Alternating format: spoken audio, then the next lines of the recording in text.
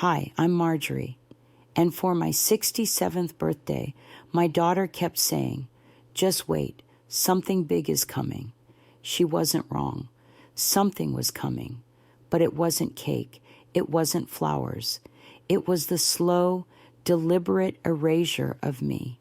While they toasted someone else in my place, I sat alone in a quiet house that used to be mine. They rewrote the family legacy without telling me they were cutting me out of it.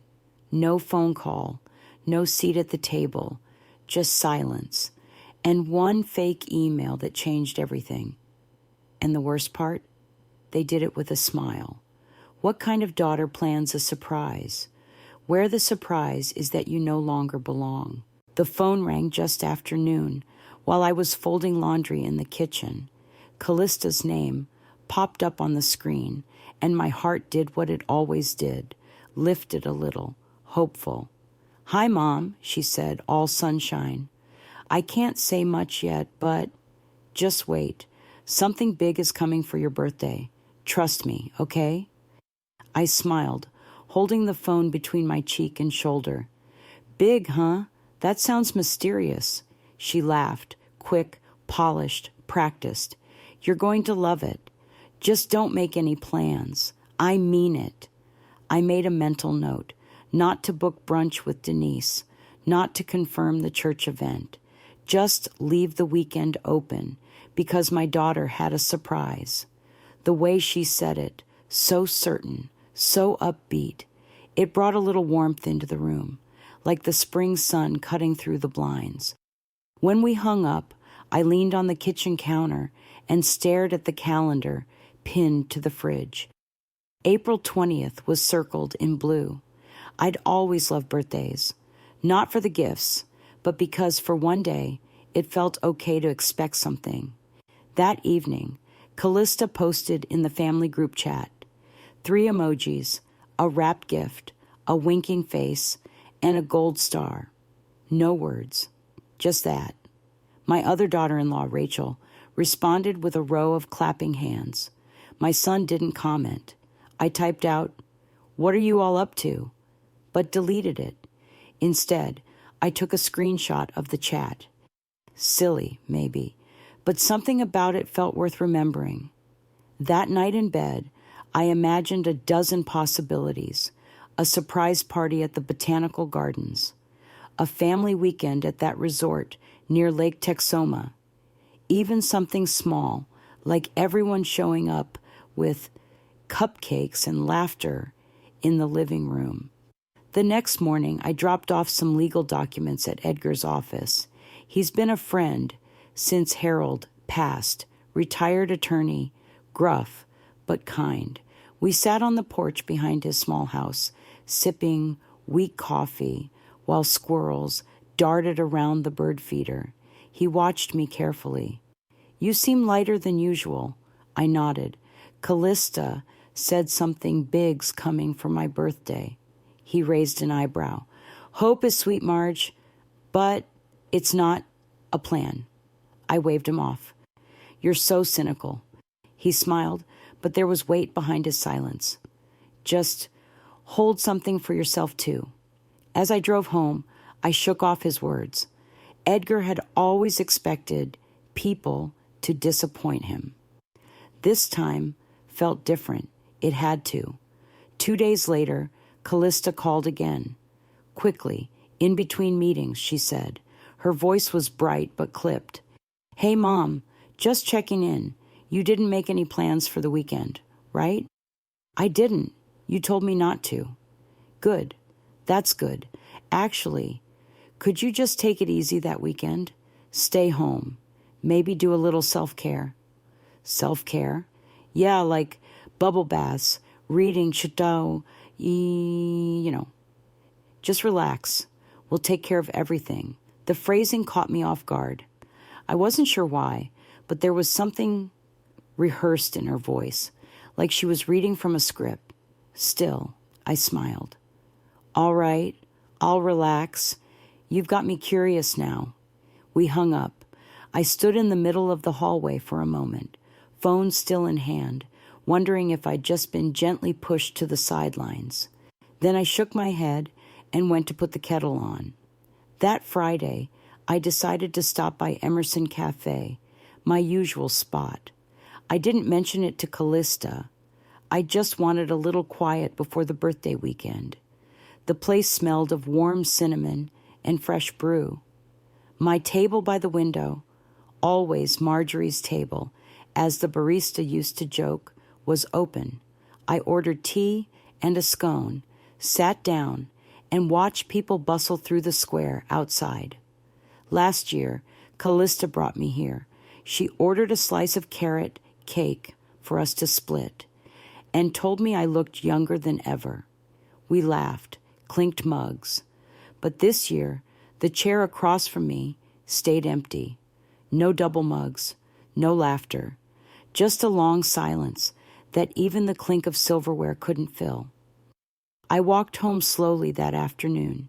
The air had that early spring smell, fresh soil and blooming dogwoods.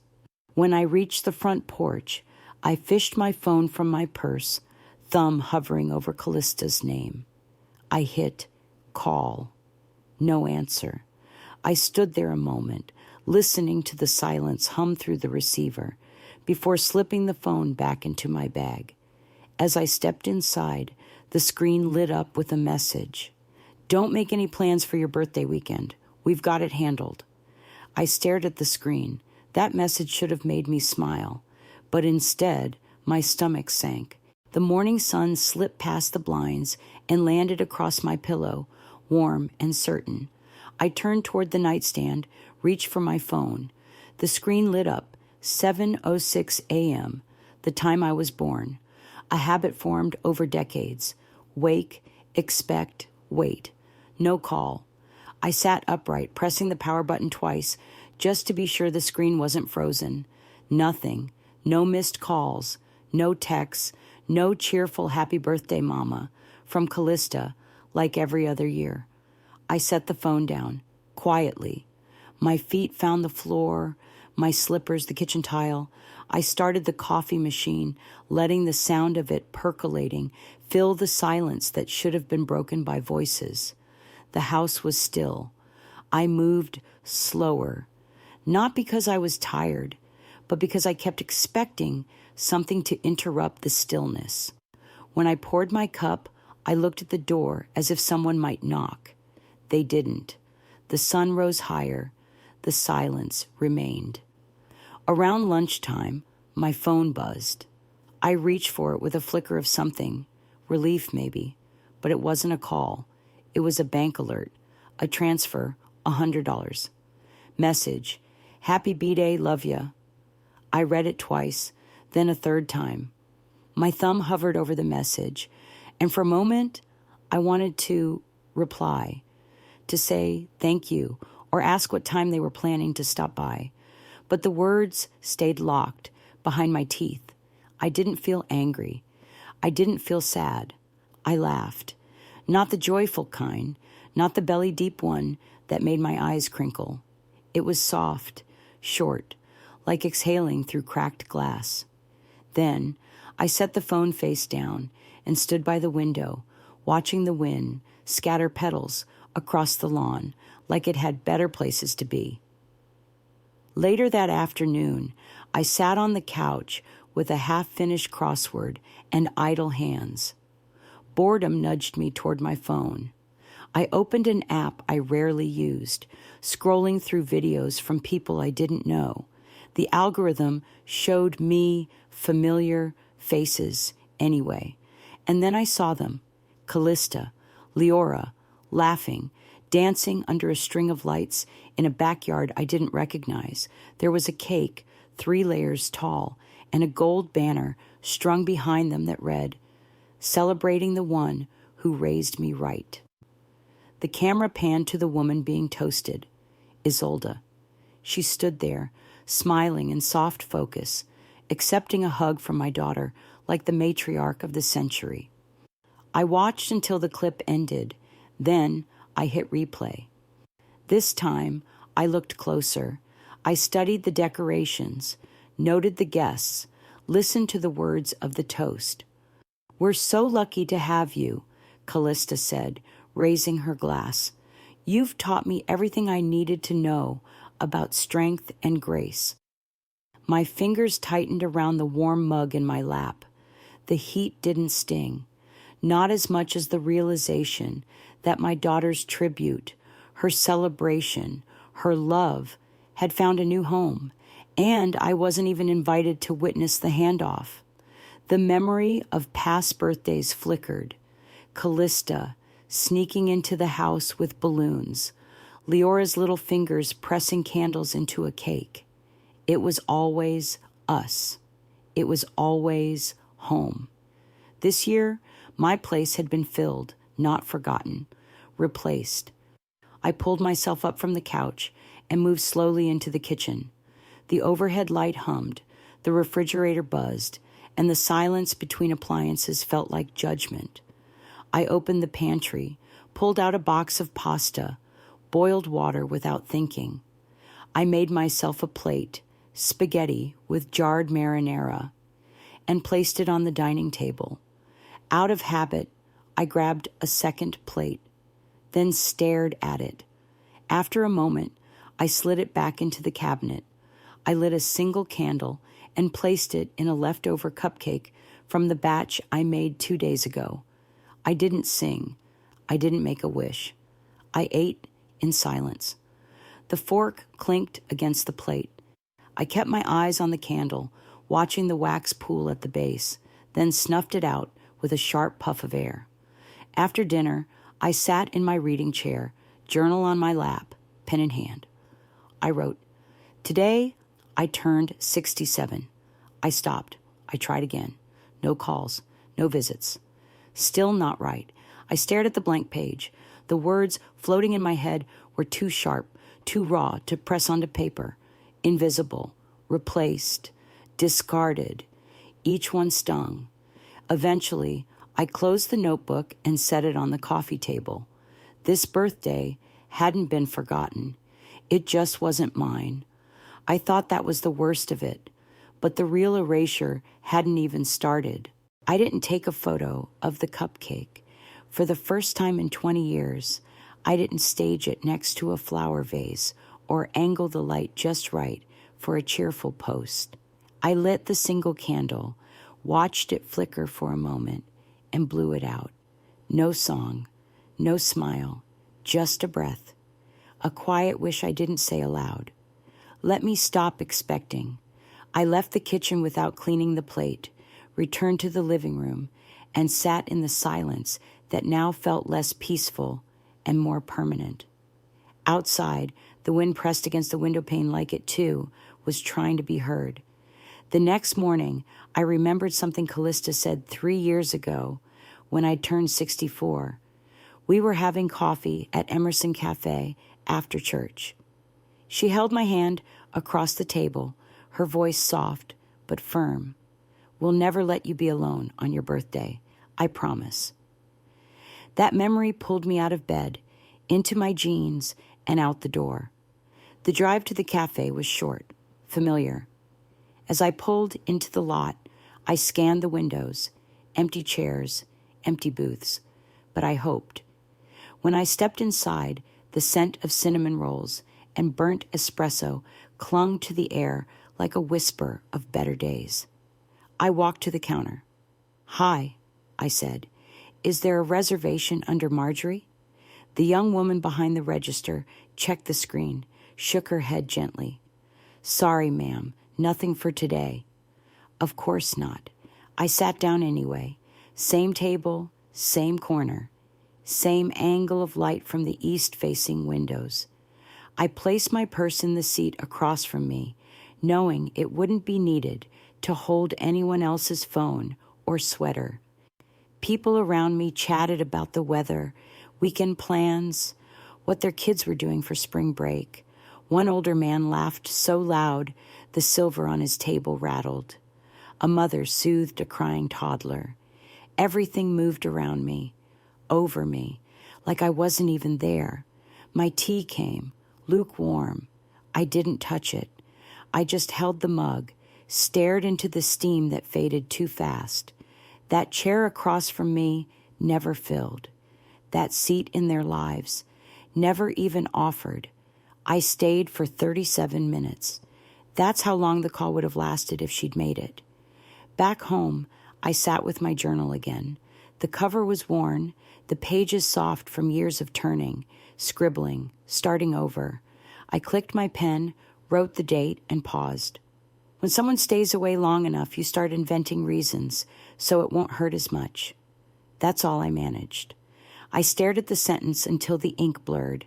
Then I closed the book, set it on the table next to me, and looked out the window like I was waiting for something, an apology, a knock, anything that wouldn't come. Later that afternoon, as I folded laundry in the bedroom, my phone buzzed, a voicemail. I pressed play without checking who it was. Callista's voice filled the room. She'll be fine. No one asked for her anyway. Don't start drama, okay? There was a pause. A second voice, maybe Isolde's, laughed faintly in the background. The message ended. I didn't replay it. I didn't save it. I deleted it.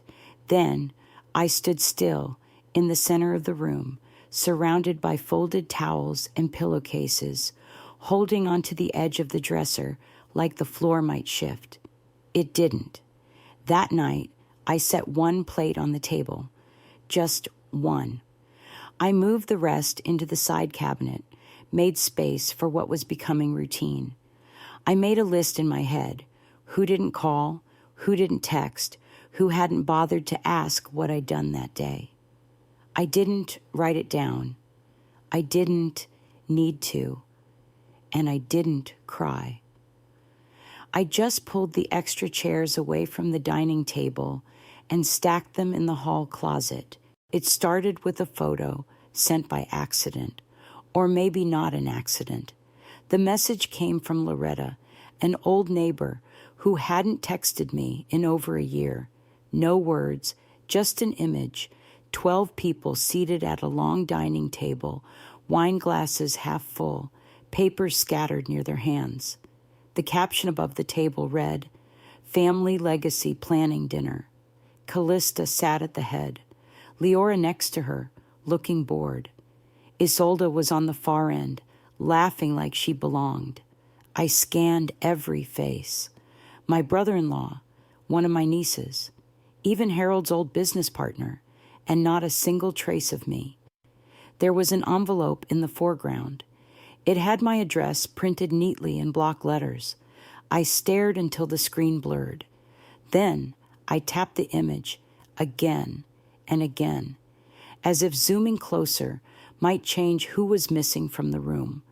I clicked on the original post. A bright caption glowed beneath the image, strengthening our future with the ones who matter most. That line cut sharper than any blade. I read it aloud, just to hear how it sounded. I whispered it, then said it out loud again, stronger. Then I laughed once. It wasn't funny. The ones who matter most. Every seat was filled. The chairs were labeled. Everyone had a folder. My name wasn't there. My face wasn't in the room. My role in that legacy had been replaced by a woman who hadn't even known Harold. I studied the edges of the photo again. A file sat in front of Callista, angled toward her like it was meant to be signed. There was no mistaking it. It was the deed to my house. Denise called that night. I didn't answer, but she left a voicemail. "Hey, Marge, I thought I'd see you Thursday night. I mean, it was your house they were talking about, wasn't it? Everyone assumed you were part of the decisions. I'm sorry if I overstepped. You okay?" I sat in the dark, phone on my chest, listening to those words. Everyone assumed I was part of the decisions. I had always been part of the decisions. When Harold passed, I was the one who gathered the family. I hosted the meeting in our living room. I explained the accounts. I made sure no one fought over the antique silver or the stock portfolio. I made it easy. And now, they held a meeting about my home, my legacy, my place in this family, and left me off the guest list. I remembered the last time the family met like that. It was right after Harold's funeral. Callista had been a wreck, red-eyed, quiet, clinging to Leora like a shield. She couldn't speak much that day, so I had. I walked everyone through the accounts, the insurance, the medical bills. I was steady because someone had to be. I held the line while they grieved, and I'd done it again when Leora started kindergarten, when Callista had her gallbladder removed, when Harold's mother passed. I had always been the one to hold things together, until now, when it seemed the only thing being held was my silence. This wasn't just about forgetting. It wasn't just rude. It was intentional, calculated, and something inside me snapped. I stepped out onto the back porch. The evening air carried the scent of soil and fading light. I held a yellow legal pad in one hand, a pen in the other. I wrote down every name I saw in the photo, every detail I remembered, where people sat, what files were on the table. I circled 3 names, Callista, Isolde, and Marcus, the family attorney. The pen cracked between my fingers. I looked at the jagged edge, the ink bleeding onto my palm, and finally felt the rage settle in my chest. Not hot, not loud, just steady, like a low flame licking the walls of a long-ignored room. I didn't need proof anymore to know what they were trying to do, but I was going to get it anyway. I went back inside, washed my hands, and sat at my desk. I opened my email, pulled up the last message Callista had sent. Then I hit record and left her a voicemail. Hi, sweetheart. I saw the photo. I saw the table, the papers, the people. I hope the legacy you're building includes honesty, because mine always did. I don't need an explanation. I just wanted you to know I've started documenting everything for my records. I didn't wait for her to respond. I didn't even flinch. Some people make noise when they're hurt. Others collect silence like evidence. I didn't waste the morning rehearsing what I'd say. I didn't write a speech or sip tea to calm my nerves. I simply dialed Callista's number, sat at the kitchen table, and waited for her to pick up. She answered after the second ring. "Hey, Mom," she said, sounding out of breath, distracted. "You knew I'd find out," I said plainly. There was a pause, then a flustered exhale. Okay. Look, we didn't want to upset you. We figured it would just feel like you were being left out if you showed up and didn't understand the context. It was easier this way." "You made sure I felt left out," I said, not raising my voice, not needing to. She didn't answer at first. I could hear her chewing on the inside of her cheek, the way she used to do when she got caught sneaking candy in church. It wasn't personal, but it was, and she knew it. I let her keep talking. Isolde's been helping a lot lately. She's organized. She understands finances. Honestly, we needed someone level-headed to get through everything. So now I wasn't level-headed. I didn't interrupt. I just listened. Not for explanations, those were useless now, but for how she framed the story, how she rewrote the cast of characters to fit her narrative, shifting me to the background like an afterthought. She was just trying to help, Callista added, voice softening. Don't take it so personally. Too late. I stayed quiet long enough to make her uncomfortable. Then I said, "Thanks for explaining." She sounded surprised. "That's it?" I ended the call before I had the chance to say anything I'd regret. Not long after, I opened my laptop to check a recipe and saw a message from Nancy, my old neighbor, 2 doors down when we lived near Elkhart. "You looked beautiful in the video," it said. What video? I scrolled up. She'd sent a link to a reel posted on Callista's account. I clicked, expecting nothing. There it was, a tight montage from the legacy dinner. Smiles, hugs, Callista's champagne toast. My home address visible in a folder, just as I remembered, and at the end, a freeze frame on Callista, raising her glass. To the woman who guided us, even when we couldn't see her. I blinked. Nancy had thought that woman was me, but it wasn't. I played the clip again, turning the volume up this time. The music faded under Callista's voice. We do this for the women who shaped us, even those watching from above.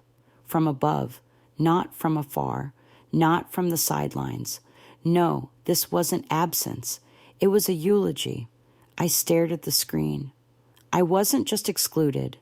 I had been buried, publicly, symbolically, pushed into a space reserved for the dead, and not even gently. The comments underneath made it worse. So beautiful. She must be so proud wherever she is. This tribute gave me chills. My name was never mentioned. It didn't need to be. I was already gone to them. I closed the browser and opened a new email. No dramatic subject line. No rambling preamble. Just a sentence. Your words have power. So does mine. Consider this your last grace period. I attached a scan of the property record, proof that my name was still on every deed, every title, every legal trace of the home she was trying to claim. I didn't expect her to reply. That wasn't the point. It was no longer about being heard. It was about being documented. Because I'd finally realized truth doesn't shout. It waits, calmly, and hands over receipts. There was no response by evening. I didn't check twice. Instead, I poured myself a glass of water, pulled a file folder from the top shelf, and opened it on the table. Inside was everything Edgar had warned me to keep for myself. Letters, statements, certified copies. Across the top tab, in thick black marker, it read, Contingency, Edgar. They thought I was bluffing. Let's see how they handle consequences. The morning was already heavy when I sat down at my desk and logged into the county record system. I wasn't sure what I expected to see, maybe a clerical note, maybe nothing at all.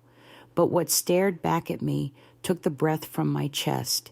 Pending transfer, my address, my home, listed under a trust-bearing Callista's name.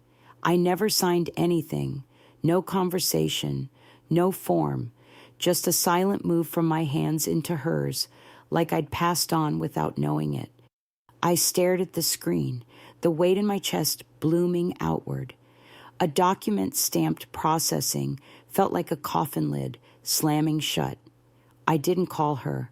I didn't scream. I called Edgar. He picked up after one ring. Talk to me. I didn't waste time. There's a pending transfer on the house. He swore under his breath, then got quiet. I heard his old printer hum in the background as he pulled up the records.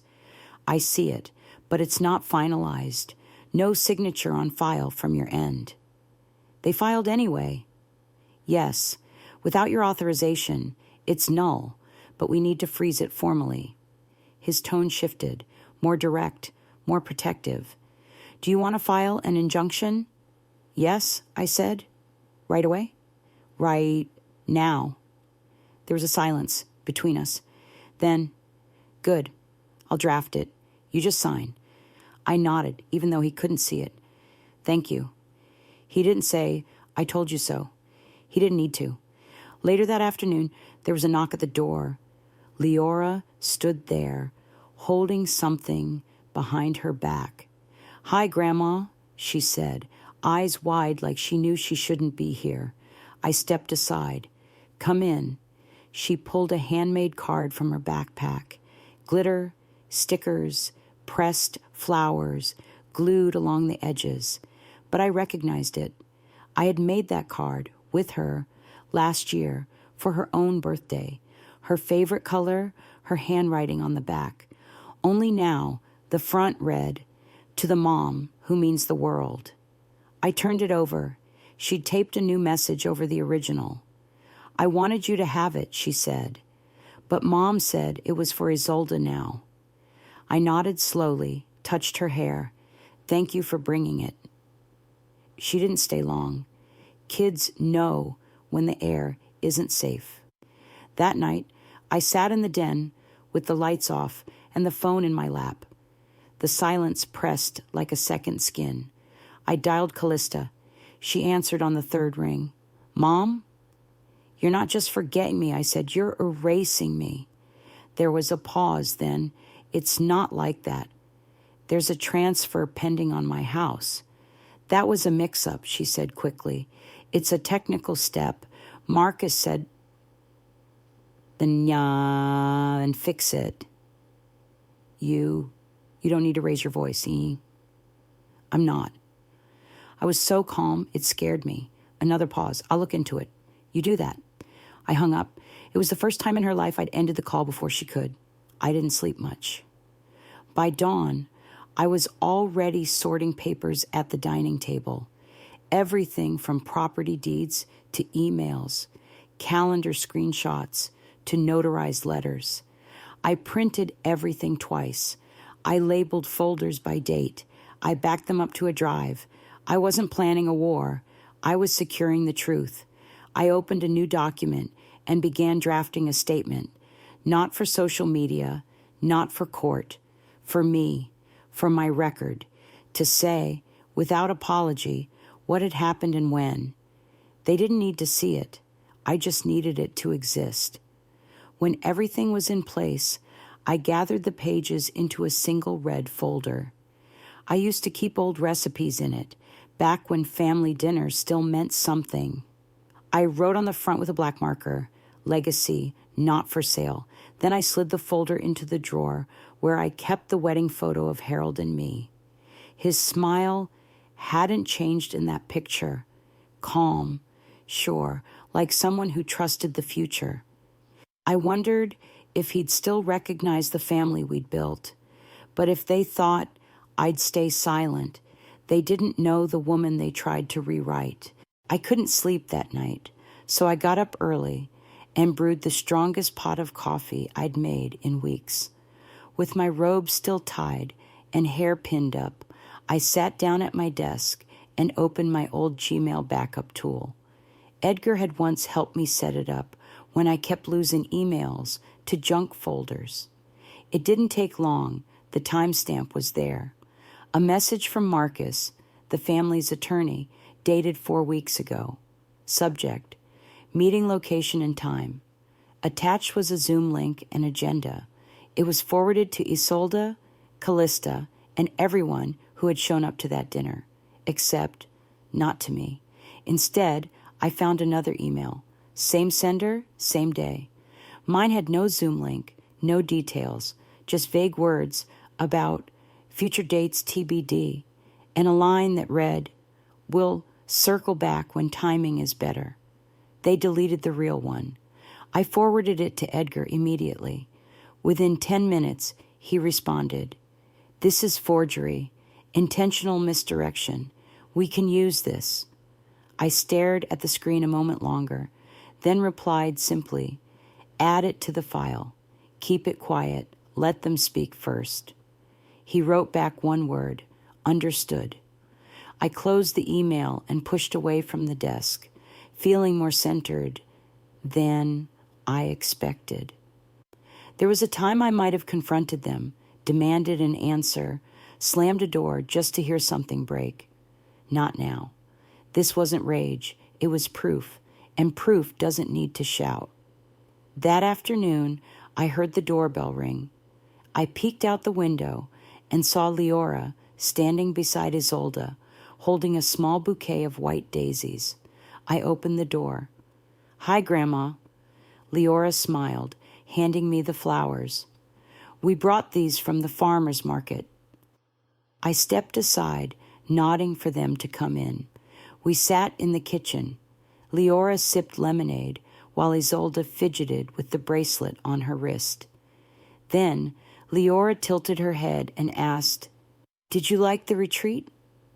I blinked. Retreat? Yeah, the temple thing. Mom said you were out at some spiritual thing last week. I held her gaze. Did she?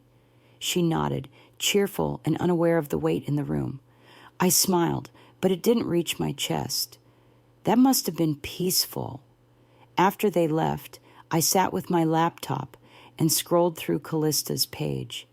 I rarely looked anymore, but curiosity pulled me in like a riptide. There it was, a carousel of polished images from the dinner. Everyone smiling, arms around each other. Champagne, a charcuterie board I recognized from a recipe I once taught her. The captions stung worse than the silence. So lucky to be surrounded by the real ones. Family shows up in different ways. Grateful for the people who truly care.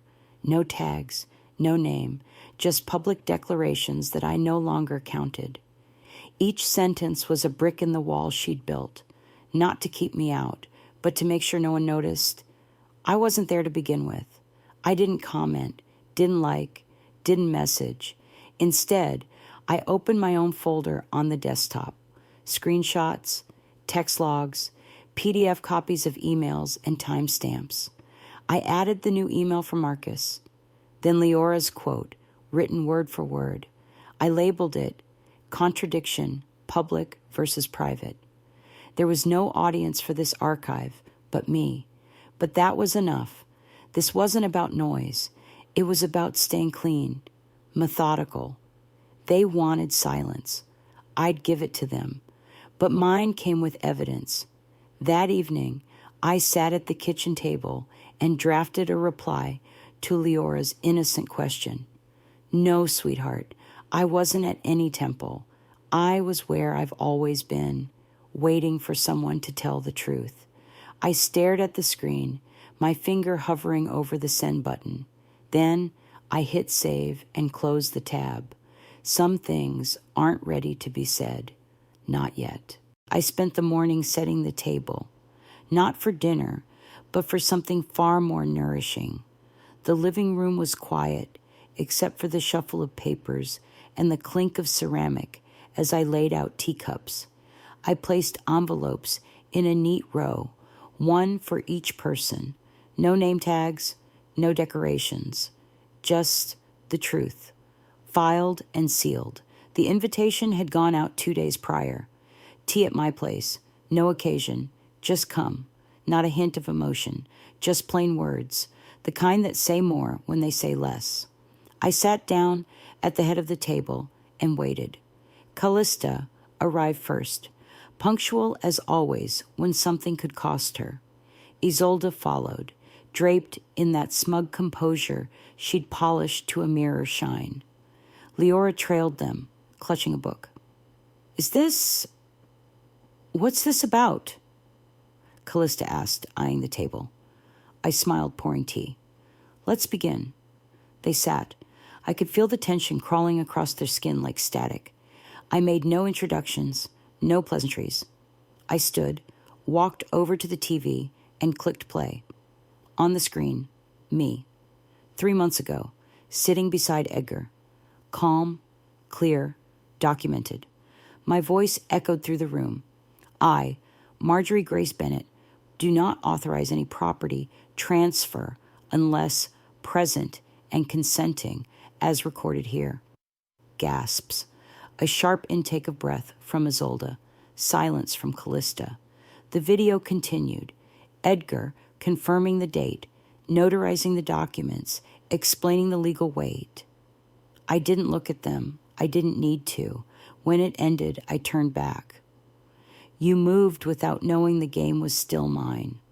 Callista opened her mouth, then closed it. Her hand sat stiffly in her lap. She looked like a child, caught in the act. I passed out the folders, each labeled, tabbed, time-stamped. This is everything you tried to move, every file you accessed, every signature you forged. I placed the last folder in front of Callista. I've filed. I'm no longer asking. I'm documenting. She didn't reach for it. Neither did Isolde. Leora looked confused, eyes bouncing between us. I didn't raise my voice. I didn't shake. The room shook for me. There were no denials, no outbursts, just the awkward clatter of a phone buzzing on the table.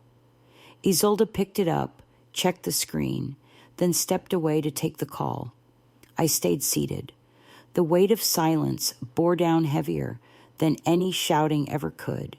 She returned a minute later, face pale. "It's my lawyer," she said, voice thin. "They said, you never signed, and the case, it's active now." Callista looked at me, not with anger, with fear. I pushed my chair back, the legs creaking against the hardwood. "You celebrated your version of a family," I said, folding my hands calmly. "Now you'll face the truth of mine." Neither of them spoke, not a sound. I walked to the hallway, passing the family photos on the wall, the ones they never asked me to take down. I paused at one of Harold and me, both of us holding newborn Callista. Her face, peaceful, my expression, proud. I opened the front door. The wind met me softly, like it knew I'd finally stepped out of something that had been tightening around my throat for far too long. I didn't slam the door behind me. I didn't look back. Inside, I imagined them still sitting at that table. Tea cooling, papers untouched, truth now unmovable. The house went quiet after I left. But inside me, something finally spoke. 2 weeks passed, not a word from Callista, not a single knock at the door, no ding from a message. I didn't expect much, but still, silence, even when chosen, has a weight. It presses into your skin in places you thought had already gone numb. I didn't let it sink me. Instead, I returned to routine. I baked muffins for the church pantry. I swept my front porch. I clipped my roses early in the morning, letting the scent of dew and soil root me back into what was real. Every time the phone didn't ring, I made a mental note. She didn't call. And somehow, that helped me stop waiting for her to. One quiet afternoon, I pulled out a notebook from the side drawer and wrote myself a letter. It didn't start with "Dear Me." It didn't end with hope or promises. You were not erased. You were ignored. That's different and survivable. I read it aloud once, then again. My voice didn't shake. My pen didn't hover. For the first time in a long while, I spoke to myself the way I used to speak to Leora when she cried over a scraped knee. Firm, kind, and absolutely sure. I folded the letter, tucked it between the pages of my old cookbook, and closed the drawer. That letter wasn't for history. It was for permission. 3 days later, there was a knock at the door. Leora stood there, backpack over one shoulder, crumpled paper in her hand. "Grandma," she said, eyes wide, "can I come next Sunday like before?" I looked past her, but there was no car idling, no Callista in the driveway, just a little girl holding out a drawing of a garden, my garden. She'd colored the rosemary bush green and purple, the same way we used to. "Of course, sweetheart," I said, stepping aside. "You don't need permission for that." She didn't mention the dinner, didn't explain her mom. She just sat at the table like she always had, pouring herself lemonade with more confidence than guilt. The apology never came, but sometimes the child returns anyway. That evening, Edgar called. "They rejected it," he said. "The court tossed the forged documents. Everything stands as it was. You're safe." "Did they respond?" I asked. Not a word. I nodded, even though he couldn't see me. Sometimes silence is their answer. He chuckled. I'll keep the file open for 30 more days, just in case. Thank you, Edgar. We hung up. I stayed on the couch for a few more minutes, staring at the ceiling. The weight in my chest had shifted. Still there, but different now. Like a rock, you learn how to walk around. The next morning, I went into the backyard and pulled on my gloves. The earth was soft after a light rain, perfect for digging. I knelt beside the rosemary bush, our original, still alive after all these years, and planted a second one beside it, rosemary for remembrance. I moved Harold's old chair next to the bed, dusted off the arms, and sat. I didn't cry. I didn't talk. I just listened to the wind thread its way through the leaves, and for the first time, it felt like the air didn't need to carry anyone's voice but mine. This space was mine again, not inherited, not gifted, claimed. Inside, I opened the cabinet and took out the photo of me holding Callista as a baby. My hair was darker then, my smile broader. Her fist curled around the edge of my collar like I was the whole world. I looked at that version of me and whispered, "You gave her everything, and now you give yourself back." Then I slipped the photo into the drawer with the legal files, now quietly at rest. This time, no one needs to call. I've already answered myself. In the end, I didn't need a courtroom to reclaim my name, just the courage to stop explaining myself to people who were never listening. If you're watching this and you've been overlooked, excluded, or made to feel like a placeholder in your own story, let this be a reminder. Silence is not surrender. Boundaries aren't cruelty. And protecting your worth is not betrayal. Have you ever been erased quietly? What did you do when the people you loved no longer saw you? If this story moved you, leave a 1 in the comments, or let me know where you're watching from. And if it didn't, I'd still love to hear your take. Don't forget to subscribe for more true-style family drama stories that reveal what happens behind the smiles.